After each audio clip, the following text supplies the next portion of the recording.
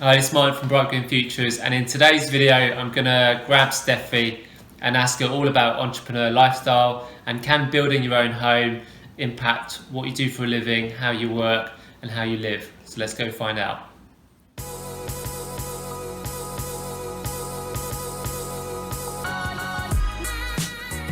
Steffi, what I want to ask you about is your passion for entrepreneurship and what it means as a lifestyle.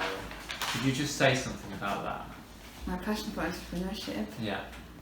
Well, I just think the world is really changing, and for me it's really exciting to be an entrepreneur, because what it means is I can really go for my passion, and I looked at loads of ways of doing that: being employed, chatting about charity, or setting up a business, or going into politics, and this is kind of the way I can see I have most impact and that I enjoy most.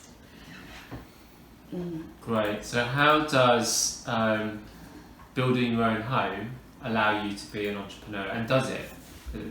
Do they complement each other, or are they completely different?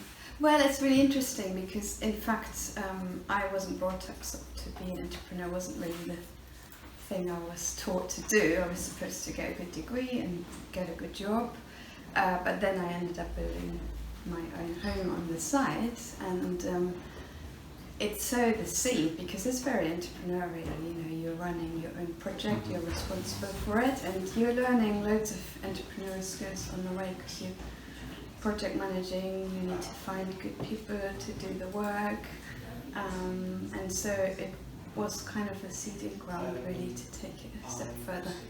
Okay. So how do you see things changing in terms of how we work and live in our homes? How is that relevant to Bright Green Futures? Well, it's a really interesting question, because really what we're doing with Bright Green Futures is to build communities in a way that really addresses where I see the world is moving to. You know, in 10 years' time, people wouldn't want to live like people live now anymore, and you can see it changing. So what I see is that more and more young people now really question themselves: do they want to be an entrepreneur and do their own thing, or do they want to be employed? And it's never been so easy, actually, to set up on your own because of mobile technology, because information is now available online for free, and because really you can buy those services in online very cheaply and set up on your own. So and also, even if you're employed, you know, you can pretty much work anywhere on most jobs with your laptop. Right, you can turn your laptop on and potentially you've got 7 billion customers, right? Exactly, Yeah. and you can also have a remote team. You know, we in Bright Green Futures, now we're all sitting around the table, but for the first few years we were all working remotely, and very productively so. And you know, we still go on, if we do want a quiet space just to write, we will do that. And of course, Latch is always working away, we're always working away. So I think that happens on the one side, and you see these workplaces like WeWork springing up everywhere, like it's a reflection of what's happening. And so what is really great in our communities and Bright Green Futures, we also have these little community hubs and work hubs and workspaces integrated into the homes to address that. I think the other thing that's happening also is that family constellations are becoming more open and fluid. Yeah. You know, so at one point we might have, you might have thought, okay, I'm going to learn something, then I'm going to get a job, then I'm going to get married, get a house, you know, and have children. Whereas now people are really asking themselves, what do they want? Do they want to be in a relationship, or do they want to be single? Do they want to have children or not? Do they want to own a house, or do they want to rent? So it's really, I think it's really beautiful that there's more and more different ways of doing it. And so again, there is a dichotomy, like housing doesn't really represent that. Yeah. Because in nearly all homes, if you say you want to have a family, it becomes very difficult, because you're living in these nuclear families, and it becomes very difficult for both parents to realise their purpose in their career and to have children. Whereas in a Bright Green Futures community, you know, is so brilliant because we're building these car-free communities where the cars are parked at the periphery. It's totally safe for the children. They don't just have one or two parents to inspire them, but a whole community, so they're becoming very independent and making their own opinions very early on. They're getting really inspired, they're organising their own play because it's safe, and the parent has so much more freedom to do their own thing, especially if they're also working on site. I mean, for me, you know, I commute 3 steps from my bed to our office, so, you know, that's fantastic. And also, you know, if you choose not to have children, but you actually are kind of quite like to have them around, you can live in a community with children. If you're a grandparent, you know, it's quite so a shame that people go into sheltered housing. But they, in a community like that, there's a real purpose, and you know, children really love having their grandparents around, and couples as well. You know, if you choose to be in a couple, but one of you might like a lot of privacy, one of you loves community and being around people, that's fine, because you can build your house so there's very private parts to it. You can have your private garden, you can sound insulate it really well. So one of you is very private, can do that, and the other one is very sociable, has a community right on their doorstep. And you know, for example, I'm both.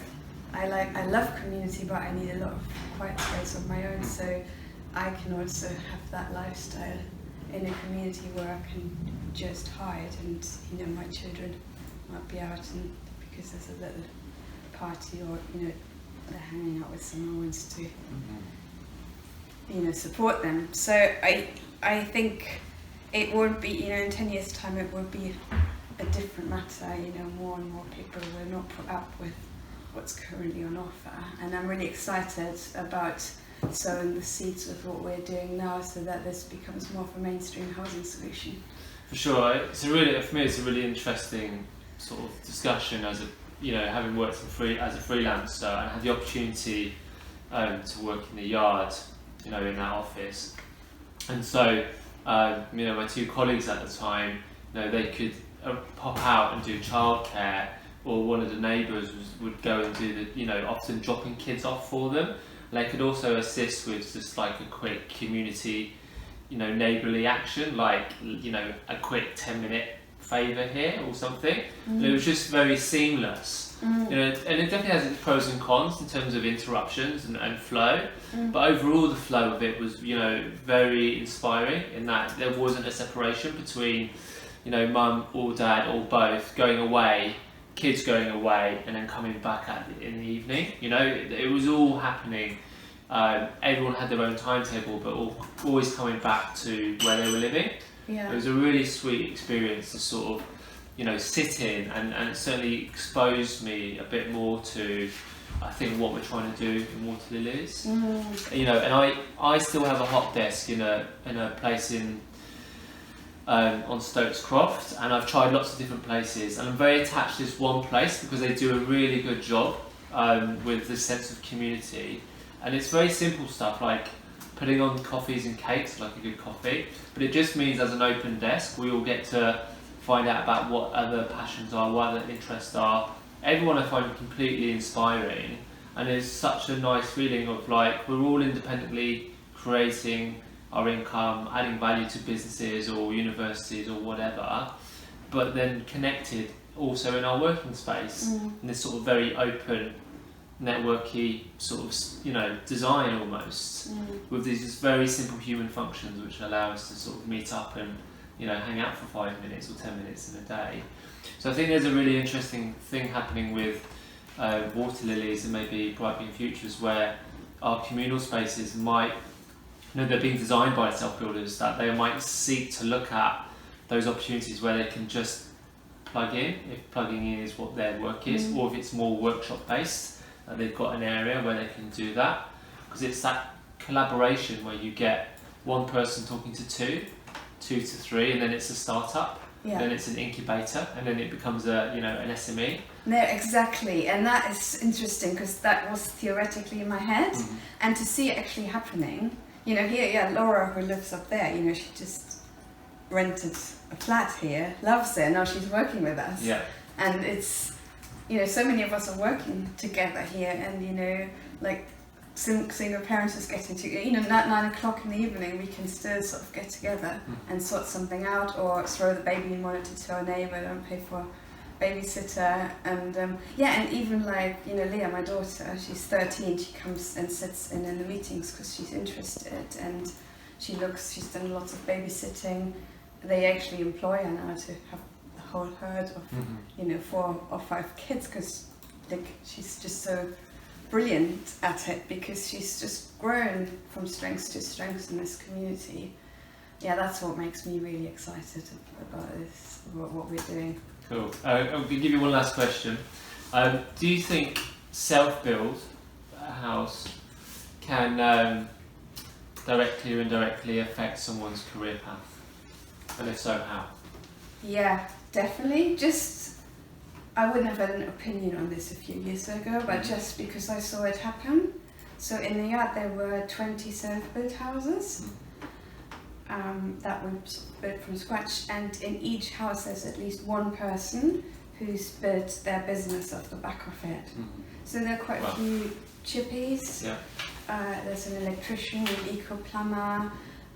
There is Ecomotive, which is a charity promoting self-built communities, and obviously it's Brighton Features. Yeah. And I can say from myself, you know, I don't know, I wouldn't really have had the confidence, and I didn't have the peer group that would have supported me.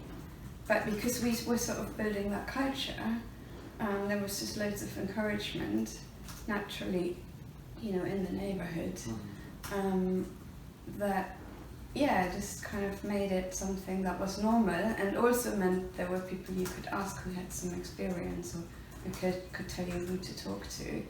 And also the attitude of you're building your own house, you need to find out where to get your windows, what are good windows. So you just kind of learn that, even if you don't know it. It doesn't matter, you go and online and research, you talk to some people and you find a solution. That's building a business. It's exactly the same skill you need. Wow, so very exciting. So our potential new self-builders find themselves doing a completely different job and career and lifestyle a couple of years down the line. Let's see what happens. I hope you'll stay with us.